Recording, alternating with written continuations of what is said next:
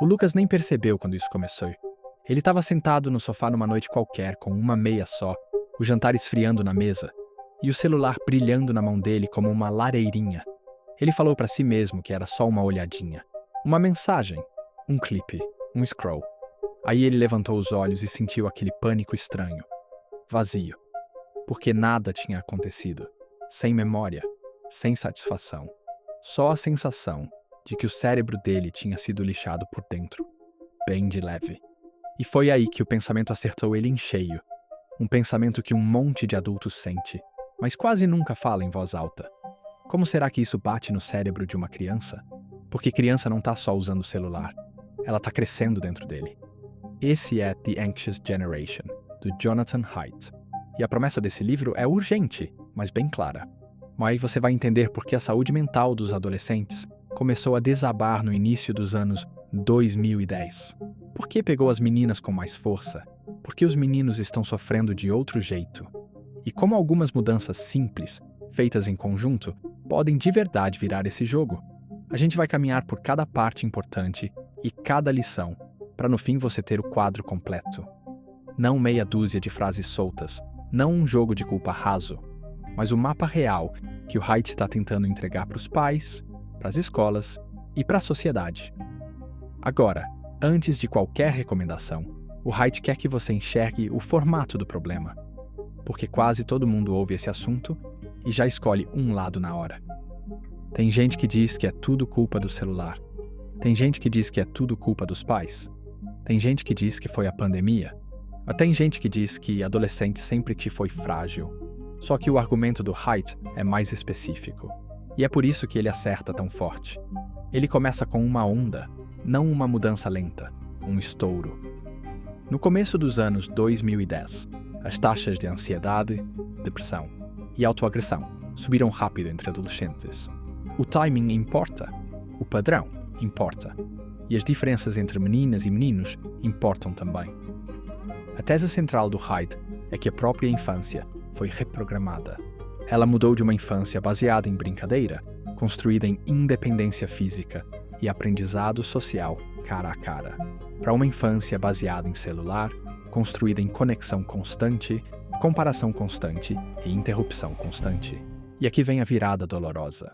Aí adultos cometeram dois erros opostos ao mesmo tempo, segurando as crianças com força demais, onde elas precisavam de liberdade, risco e prática, e soltando demais onde o cérebro delas é vulnerável e os incentivos das plataformas não combinam com o bem-estar delas, entregando um motor a jato e dizendo: se diverte, mas para sentir o peso disso, você tem que lembrar para que a infância serve. Infância não é sala de espera, é treino. Crianças foram feitas para aprender com experiência no corpo. Elas aprendem se mexendo, caindo, negociando, testando limites, ficando entediadas e inventando alguma coisa, jogando jogos onde as regras são discutidas e aplicadas por outras crianças. Para os adultos, isso parece bagunça. Mas essa bagunça é como o cérebro cria competência. É como criança constrói um tipo de confiança que não vem de elogio, vem de prova. E o Haidt diz que quando você tira esse treino, a criança não fica mais segura, ela fica mais ansiosa, porque a ansiedade não é só medo. É medo sem habilidade, é a sensação de que algo pode dar errado e você não tem evidência de que consegue lidar. É por isso que o declínio da brincadeira importa tanto. O tempo independente foi encolhendo por anos em muitos lugares. Mais supervisão, mais atividade estruturada, menos rua, menos tempo solto com colegas, mais vida administrada por adulto. Os pais não ficaram cruéis de repente. Eles ficaram com medo.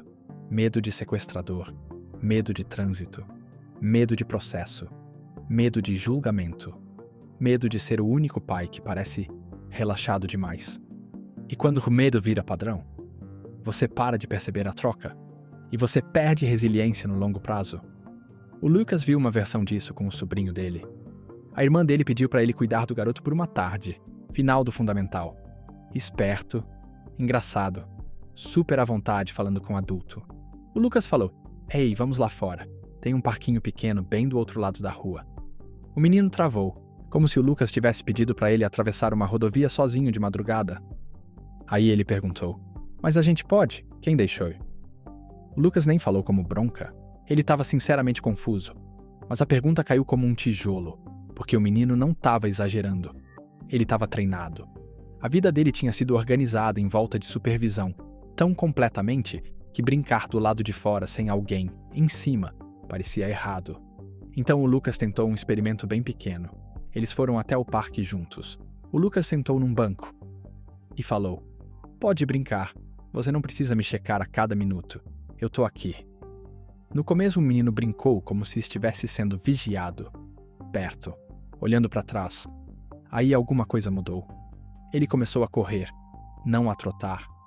Correr, como se o corpo dele lembrasse uma instrução antiga. E o Lucas viu os ombros dele baixarem, o rosto abrir, o sistema nervoso inteiro amolecer. Esse é o tipo de independência do mundo real que o Haidt diz que a gente está negando para as crianças. Aí não porque é fofo, porque é assim que o sistema nervoso aprende calma. Ao mesmo tempo, elas estavam ganhando uma independência extrema online. Só que não a independente saudável, aquela em que uma criança consegue acessar conteúdo adulto, dinâmica social adulta, manipulação de algoritmo, comparação social sem fim e desconhecidos. Tudo isso sentada no quarto. O Haidt diz que isso muda a física social da infância.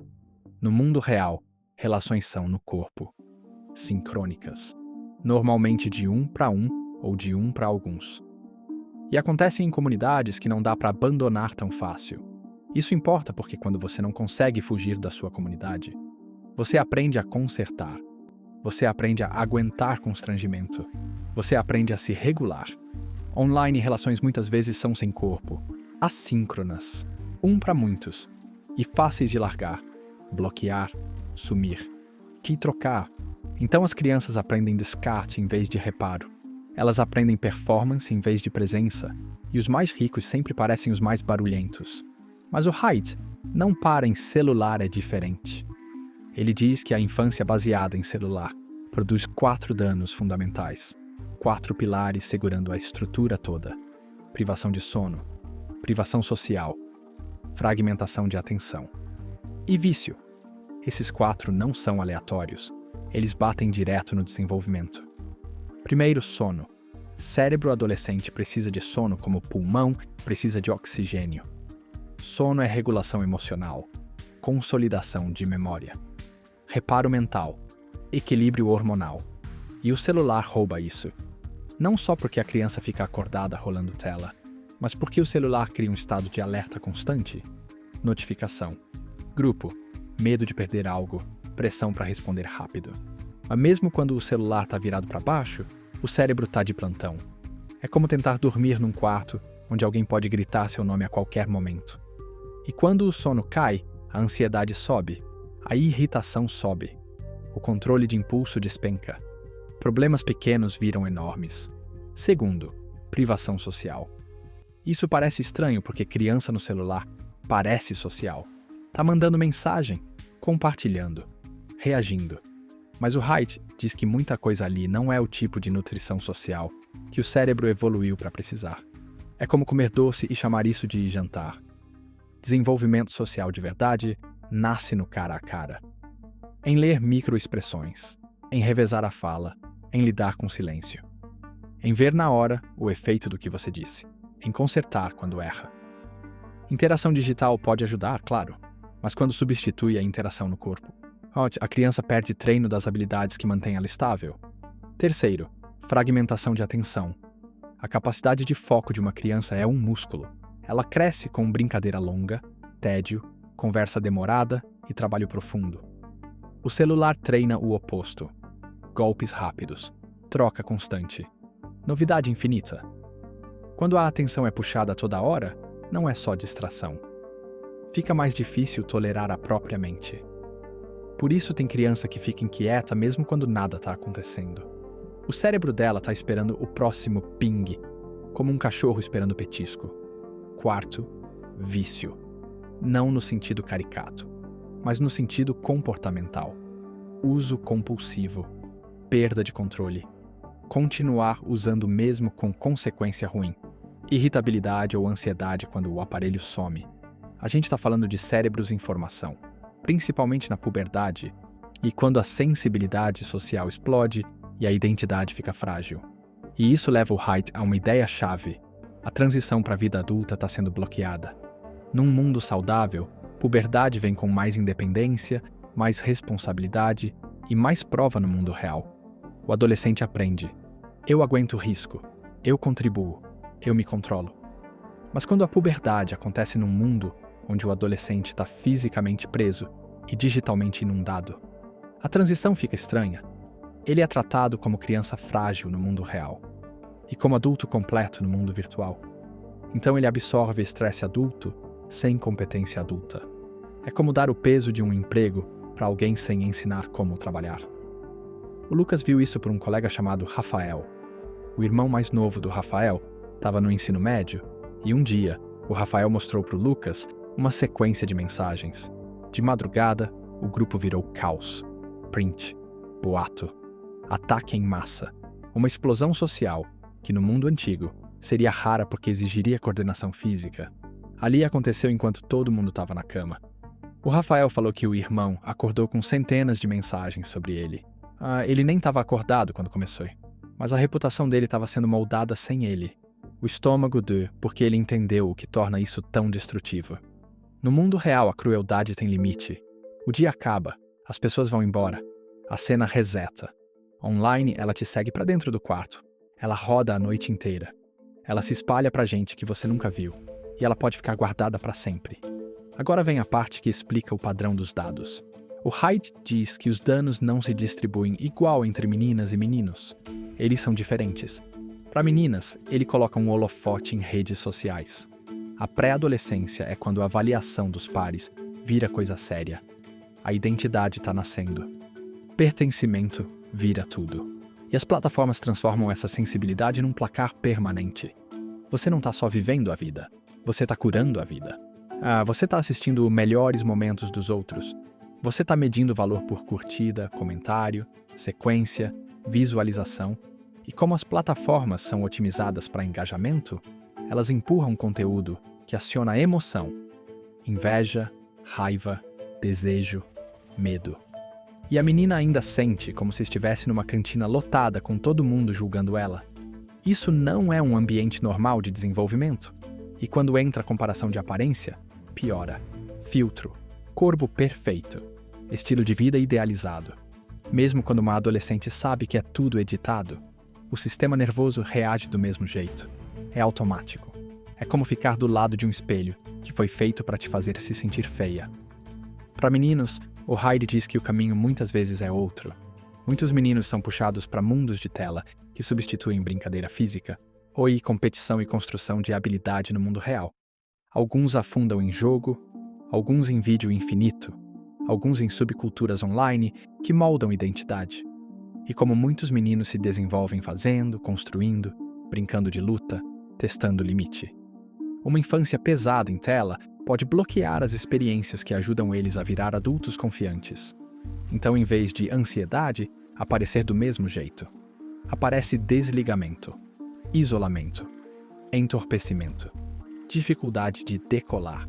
Não porque eles são preguiçosos, porque ofereceram um substituto super normal para a vida real. Por que sofrer para construir habilidade social se um jogo te dá status na hora? Por que arriscar rejeição se a tela te dá estímulo constante? Por que treinar coisa difícil se o entretenimento é infinito? Parece conforto, parece prisão. E se você acha que isso é só sobre adolescente, o ponto do Hyde é ainda mais assustador. O celular está treinando adultos também. O Lucas percebeu isso quando a reação de estresse dele virou automática. Se o dia dele era pesado, ele não relaxava com algo que restaurava. Ele escapava. Ele abria o celular e deixava aquilo levar ele, como se estivesse subindo numa esteira. Quanto mais ele fazia isso, menos ele queria qualquer outra coisa. A academia parecia difícil. Ligar para um amigo parecia trabalho. Ler parecia lento. Até ver um filme parecia longo demais. A não ser que ele pudesse fazer outra coisa ao mesmo tempo. Então ele tentou uma regra que parecia pequena. 1 hora por noite sem celular. Não um detox dramático. Só 1 hora. No começo foi desconfortável. Ele ficava pegando o aparelho no ar como um membro fantasma.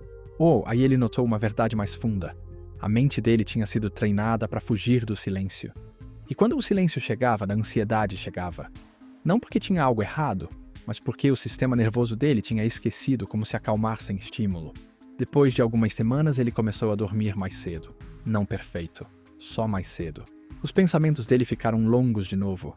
E uma noite ele leu um livro por um tempo, sem checar nada. Ele não se sentiu herói, ele se sentiu normal. Esse é o alerta aqui. Isso não é só sobre tempo de tela, é sobre humanos perdendo uma capacidade básica. A capacidade de estar presente sem precisar de um feed. Então o que a gente faz?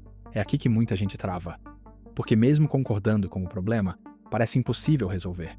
Toda criança tem celular. Todo grupo de amigos depende disso. Se você atrasa, seu filho pode se sentir de fora. O Haidt dá nome para essa armadilha. Um problema de ação coletiva. Porque quem age sozinho acaba punido. É como tentar sentar num estádio onde todo mundo está em pé. Se você senta, você não enxerga. Aí você levanta também. E agora todo mundo está em pé. E ninguém está melhor. Ou como tentar segurar um rio com um balde. Uma pessoa não consegue, mas um muro construído junto muda o fluxo. Por isso o Haidt mira em normas, não em pais perfeitos. Expectativas compartilhadas que deixam mais fácil para a família escolher o que é saudável, sem virar isolada. Ele propõe 4 grandes mudanças que funcionam como fundação. Nada de smartphone antes do ensino médio. Nada de rede social antes dos 16 anos. Escolas sem celular. E mais independência, brincadeira livre e responsabilidade no mundo real. Repara na lógica? Ele não está dizendo proíbe toda a tecnologia para sempre. Ele está dizendo protege a janela do desenvolvimento. Atrasa a exposição mais intensa até a criança estar mais velha e mais resistente. Reduz a pressão do sempre ligado. E reconstrói experiências do mundo real que deixam a criança estável. É nada de smartphone antes do ensino médio. É sobre atrasar o acesso 24 horas por dia à internet. Um celular básico ainda permite comunicação e segurança, mas ele não coloca um cassino no bolso da criança. Nada de rede social antes dos 16, é porque o começo da puberdade é uma janela sensível. É quando a avaliação dos pares pega mais pesado e a identidade é mais frágil. Adiar rede social é como adiar uma droga poderosa até o cérebro estar mais maduro. Escolas sem celular é sobre atenção e vida social. Escola não é só matéria, é onde a criança aprende tédio, amizade, conflito, humor, rejeição, colaboração e reparo. Se o celular está presente, o mundo social racha. A criança se retrai, ela foge do desconforto em vez de aprender a navegar nele. Mais independência e brincadeira livre não é nostalgia. É terapia disfarçada de infância. Tempo independente é onde a criança aprende que medo dá para encarar, erro é sobrevivível e problema dá para resolver sem um adulto fazendo tudo por ela. E isso leva a um dos pontos mais afiados do Haidt. A gente ficou obcecado com perigos raros lá fora e ignorou perigos constantes dentro do celular e abriu o portão do mundo virtual. Ao contrário, agora o Haidt também enfrenta a pergunta que muita gente faz quando está tentando ser justa. Isso é só correlação? O argumento dele é que o timing encaixa, os padrões encaixam e os mecanismos encaixam. Sono, atenção, comparação social e vício não são teorias vagas. São caminhos diretos que conseguem deixar uma mente em desenvolvimento mais frágil. Mas mesmo que alguém não tenha certeza de cada detalhe, a lógica de risco ainda bate forte. Se você não tem certeza se algo é seguro, você entregaria cedo e diria, vamos ver. Ou você atrasaria até ter motivo forte para acreditar que é seguro. A escolha padrão hoje não é neutra. A escolha padrão é exposição cedo. E essa escolha não foi feita pelas crianças. Então a mensagem final do Haidt é quase um chamado para reconstruir a infância de propósito. Não a infância do passado. Uma infância que caiba no mundo moderno. E proteja o que crianças realmente precisam para virar adultos calmos e capazes. E isso exige aceitar uma coisa difícil. Criança precisa de desconforto saudável, não trauma, não crueldade. Desconforto saudável. Ela precisa subir e cair e tentar de novo. Ela precisa discutir e consertar.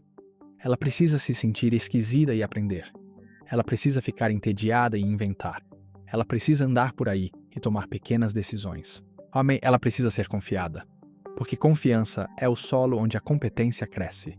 E a infância baseada em celular ensina o oposto, baixinho. Eu não confio em você no mundo real, mas eu vou deixar você andar sozinho no mundo virtual. Agora vamos deixar isso prático. Porque as ideias do Hyde só valem se mudar em comportamento.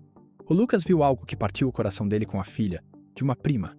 Ela costumava levar cadernos de desenho para as reuniões de família. Sentava no chão e desenhava por 1 hora inteira, totalmente mergulhada. Aí, 1 ano, ela chegou e não desenhou nada. Ficou num canto com o celular, meio presente. O Lucas tentou conversar. Ela foi educada, mas distraída. Como se a mente dela estivesse sendo puxada para outro lugar. Mais tarde, a prima dele contou algo que apertou o peito do Lucas. Ela tinha começado a acordar de madrugada para checar mensagem. Não porque alguém obrigava, porque ela sentia que precisava. Se não respondesse rápido, ela tinha medo de perder status, perder conexão, perder algo, virar invisível. Isso não é só drama adolescente. Isso é um sistema nervoso preso numa panela de pressão social. Então, o que você pode fazer agora? Sem transformar sua casa numa guerra? Aqui vão algumas atitudes que preservam a estrutura do Hyde, sem fingir que você controla a cultura inteira sozinho. Primeiro, trata o sono como saúde inegociável. Se o celular está no quarto à noite, o cérebro nunca desliga por completo. Faz a noite ser sem celular, não como punição, como proteção. Segundo, reconstrói independência no mundo real, em passos pequenos. Uma caminhadinha, uma ida até a loja, uma brincadeira em que os adultos ficam mais no fundo. Confiança cresce com evidência, e evidência vem de fazer. Terceiro, briga por espaços sem celular, especialmente na escola e em momentos de família. Um dia escolar sem celular não melhora só o foco, ele restaura uma realidade social compartilhada, onde as crianças levantam a cabeça, conversam e praticam ser humanas. Quarto, show-ai keltigawe. Maiade as plataformas mais intensas o máximo que der. Puberdade é uma janela sensível. O objetivo não é isolar. O objetivo é deixar a criança construir identidade, resiliência e amizades reais antes de entrar num mundo desenhado para monetizar insegurança. Quinto, vira exemplo do que você quer. Criança não só escuta, ela copia. Se adulto não consegue parar de checar, criança aprende que fragmentação de atenção é normal. Se adulto consegue largar o celular e estar presente, criança aprende que presença é possível. Essa é a mensagem mais profunda por baixo do livro inteiro. A gente não pode terceirizar a infância para algoritmo. A gente tem que reconstruir de propósito. Porque a geração ansiosa não apareceu do nada. Ela foi moldada por um ambiente. E ambientes mudam. Então aqui vai a pergunta real que o Hyde está forçando você a encarar. Aí, que tipo de infância a gente está protegendo? A gente está protegendo uma infância onde criança aprende competência no mundo real, independência e calma? Ou a gente está criando uma infância vigiada lá fora, solta online, conectada com todo mundo, mas sozinha no quarto? Essa é a escolha. E a boa notícia é que a solução não é complicada. Ela só é difícil de fazer sozinho. Por isso não pode ser só conversa de pai e mãe. Tem que ser conversa de escola. Conversa de comunidade, conversa de cultura. A pressão muda e criar filho fica mais fácil. É isso. Espero que isso tenha sido útil e tenha te dado algo de verdade para pensar. E tenha um ótimo dia.